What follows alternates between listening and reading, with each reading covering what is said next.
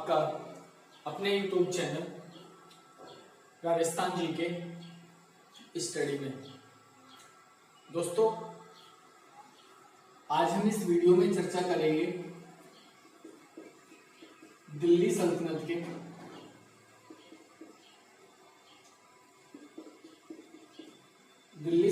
के तीसरे वंश की। दिल्ली सल्तनत का तीसरा वंश यानी आपका कौन सा वंश होगा? तुगलक वंश। दिल्ली सल्तनत का तीसरा वंश कौन सा था आपका? तुगलक वंश। कहते हैं कि इस तुगलक वंश का जो टाइम पीरियड माना जाता है तो 1320 से लेकर और 1414 तक। इस तुगलक वंश का जो टाइम पीरियड माना जाता है, जो समय माना जाता है, वो 1320 से 1414 तक। ध्यान रखना, दिल्ली सल्तनत का सबसे बड़ा वंश यानी ऐसा वंश जिसने सबसे ज्यादा समय तक इस दिल्ली सल्तनत पर इस दिल्ली सल्तनत पर राज्य किया, वह आपका तुगलक वंश था। कौन सा वंश था आपका? तुगलक वंश था। दोस्तों, मैंने आपको कल अलाउद्दीन खिलजी पढ़ाया, उसमें बताया था कि अलाउद्दीन खिलजी के बाद शहाबुद्दीन उमर राजा बना। शहाबुद्दीन उमर के बाद मुबारक खिलजी शासक बना। अगर आप नोट्स बना रहे हो तो नोट्सों में एक लाइन जरूर लिखना कि ये जो मुबारक खिलजी था, ये पहला ऐसा सुल्तान था जिसने खलीफा का टाइटल यानी खलीफा की उपाधि धारण करी थी, यानी इस खुद को खलीफा घोषित किया था। कि ये जो मुबारक खिलजी था, खिलजी वंश का शासक, कहते हैं कि पहला ऐसा सुल्तान था जिसने खुद अपने आप को खलीफा घोषित किया था। ठीक है दोस्तों, और कहते हैं कि इस मुबारक खिलजी के बाद खुसरो खां शासक बना था, और इसी खुसरो खां को हराकर यानी इसकी हत्या करके, इस खुसरो खां की हत्या करके गाजी मलिक किस वंश की स्थापना करता है? तुगलक वंश की स्थापना करता है। अब बात इस तुगलक वंश को लेकर करते हैं। तुगलक वंश, तुगलक वंश संस्थापक आपसे नाम पूछे तो गाजी मलिक, ये इसका ओरिजिनल नेम था। गयासुद्दीन तुगलक का वास्तविक जो नाम था वो गाजी मलिक था।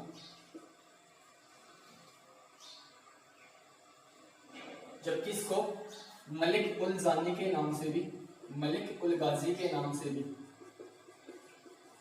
जबकि इस गयासुद्दीन तुगलक को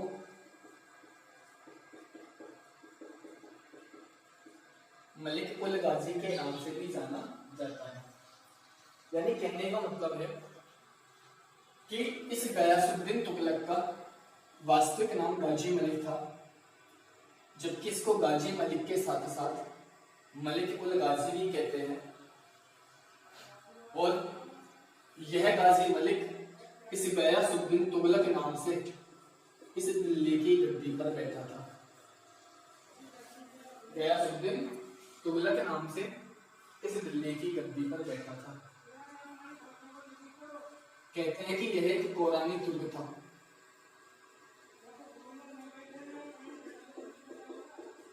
ये एक कोरानी तुर्क था। ये जो था आपका गयासुद्दीन तुगलक, ये एक कोरानी तुर्क था। यानी जो तुगलक वंश में जो शासक होंगे वो एक कोरानी तुर्क होंगे। ठीक है दोस्तों, कोरानी तुर्क शासक होंगे, तुगलक वंश में जो शासक राज्य करेंगे वो किस प्रकार के होंगे, वो कोरानी तुर्क होंगे। आगे की बात करें, कहते हैं कि इस तुगलक वंश के शासक इस गाजी मलिक ने दिल्ली के प्रसिद्ध संत निजामुद्दीन औलिया को चुनौती दी थी कि निजामुद्दीन औलिया जो दिल्ली के प्रसिद्ध संत थे, यानी सूफी संत थे, दिल्ली के प्रसिद्ध सूफी संत थे निजामुद्दीन औलिया, कहते हैं कि इस गाजी मलिक ने, इस गयासुद्दीन तुगलक ने इन निजामुद्दीन औलिया को चुनौती दी थी। चुनौती क्या दी थी कि जो खिलजी वंश का शासक था, कौन आपका खुसरो खां, खिलजी वंश का जो अंतिम शासक था खुसरो खां, इस खुसरो खां ने 5 लाख टका धन प्रदान किया था, किसको? निजामुद्दीन औलिया को। खुसरो खां ने 5 लाख टका धन दिया था निजामुद्दीन औलिया को। क्यों? क्योंकि ये खुसरो खां इनका समर्थन प्राप्त करना चाहता था। खुसरो खां इन निजामुद्दीन औलिया का समर्थन प्राप्त करना चाहता था, ताकि इनके समर्थन से यह इस दिल्ली का क्या बना रहे? शासक बना रहे, कि दिल्ली का शासक बना रहे। इसी का समर्थन प्राप्त करने के लिए इन्होंने, इस खुसरो खां ने इन्हें निजामुद्दीन औलिया को 5 लाख टका दिया था।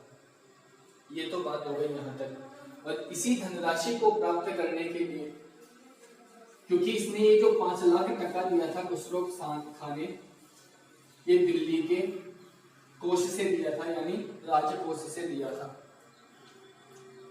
इसे खुसरो खां ने जो 5 लाख टका दिया था वो दिल्ली के राजकोष से दिया था।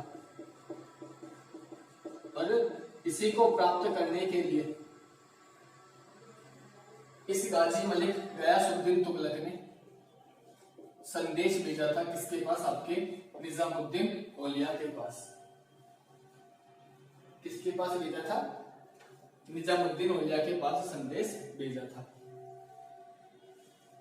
अब मैं आपको 2-4 अभियान बता देता हूं, फिर एक अभियान में आपको इससे कनेक्ट करके बता दूंगा। कहते हैं कि इस गयासुद्दीन तुगलक का एक बेटा था जिसका नाम था जोना खां।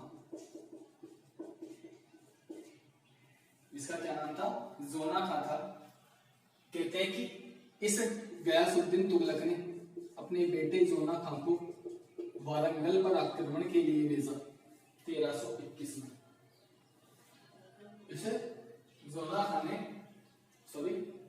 खां को इस गयासुद्दीन ने वारंगल यानी दक्षिण भारत पर आक्रमण के लिए भेजा, परंतु कहते हैं कि जोना खां को सूचना मिली, और सूचना दी थी 2 व्यक्तियों ने। इसमें पहले का नाम था उबैदी और दूसरे का नाम था दमिशक। ये 2 व्यक्ति थे कि जैसे ये वारंगल पर चढ़ाई करने के लिए तैयार हुआ, जोना खां यानी दक्षिण भारत तो पहुंच गया, और जैसे ही वारंगल पर आक्रमण करने के लिए तैयार हुआ, इस उबैदी व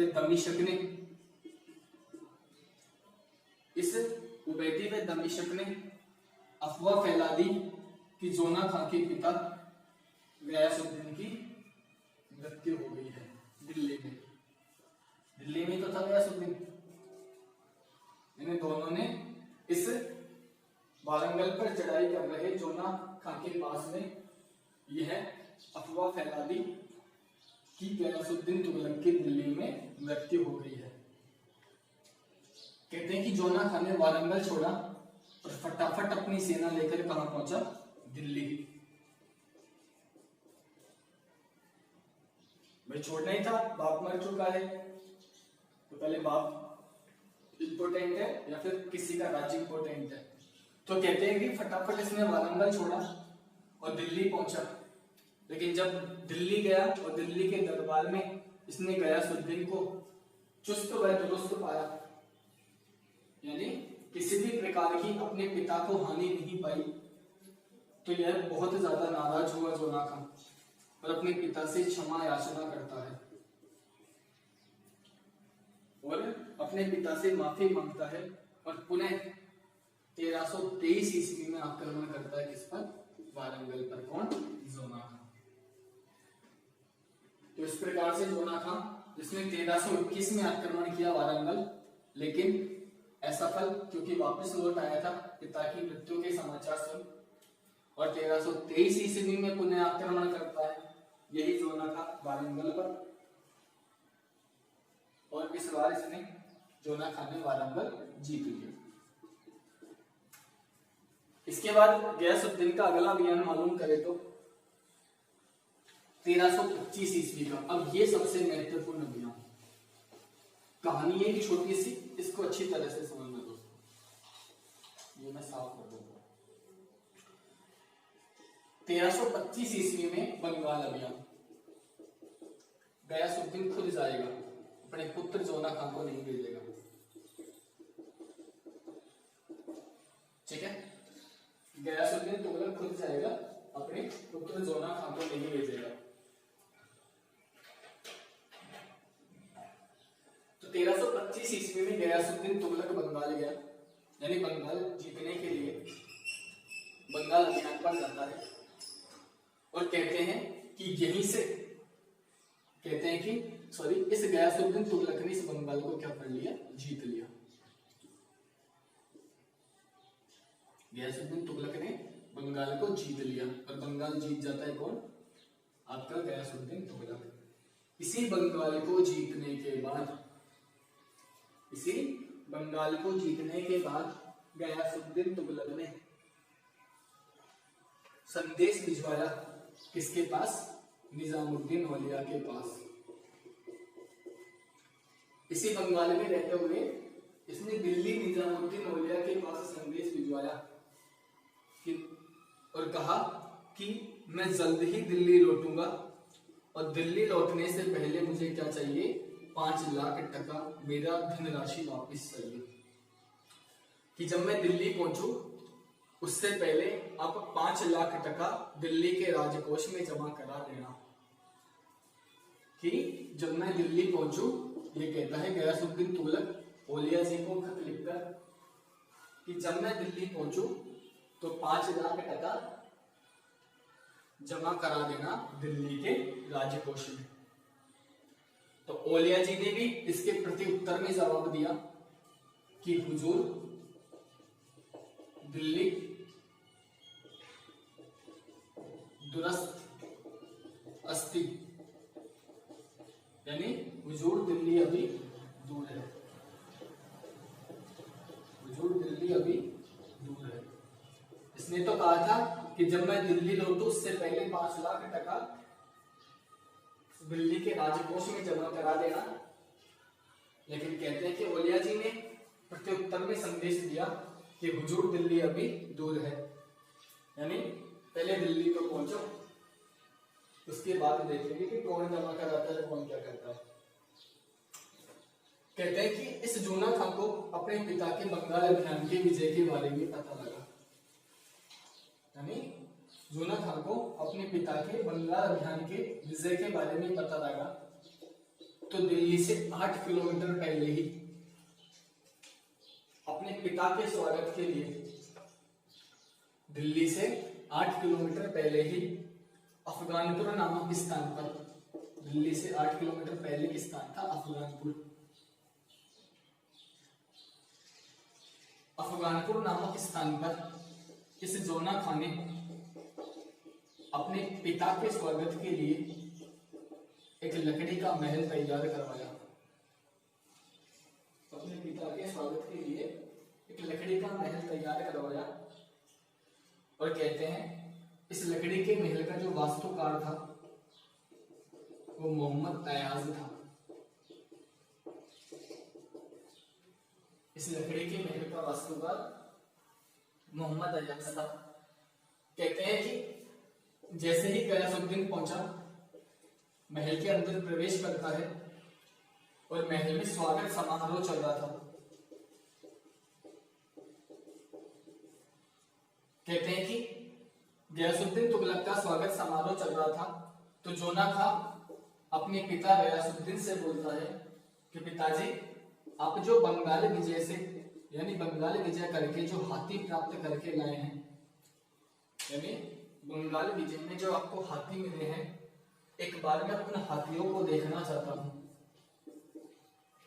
कि आप बंगाल विजय करके जो हाथी लाए हैं, मैं उन हाथियों को देखना चाहता हूं। और ऐसा कहकर जोना खां इस महल से बाहर निकल गया और खड़ा हो गया महल के बाहर जाकर। कहते हैं कि हाथियों को महल के सामने परेड के लिए लाया गया। कहते हैं कि हाथियों को महल के सामने परेड के लिए लाया गया, और जैसे ही एक हाथी ने अपनी सूंड ऊंची करी परेड के लिए, जैसे ही एक हाथी ने परेड के लिए सूंड ऊंची करी, वो सूंड इस लकड़ी के महल को लग गई और ये लकड़ी का महल जमीन पर धड़ धड़ा कर गिर गया। और इसी लकड़ी के महल में दबकर इस गयासुद्दीन तुगलक की मृत्यु हो जाती है। नहीं पहुंचा ना दिल्ली? अरे पहुंचा नहीं पहुंचा? नहीं पहुंचा नहीं। कहा था ना निजामुद्दीन औलिया ने कि दिल्ली अभी दूर है, तो वास्तव में इसके लिए तो दिल्ली दूर ही हो गई, 8 किलोमीटर पहले ही सलट गया। तो इसी लकड़ी के महल में दबकर, कौन सा लकड़ी का महल? जो इस जोना खां ने बनवाया था, इसी लकड़ी के महल में दबकर इस गयासुद्दीन तुगलक की 1325 ईस्वी में क्या हो जाती है? मृत्यु हो जाती है।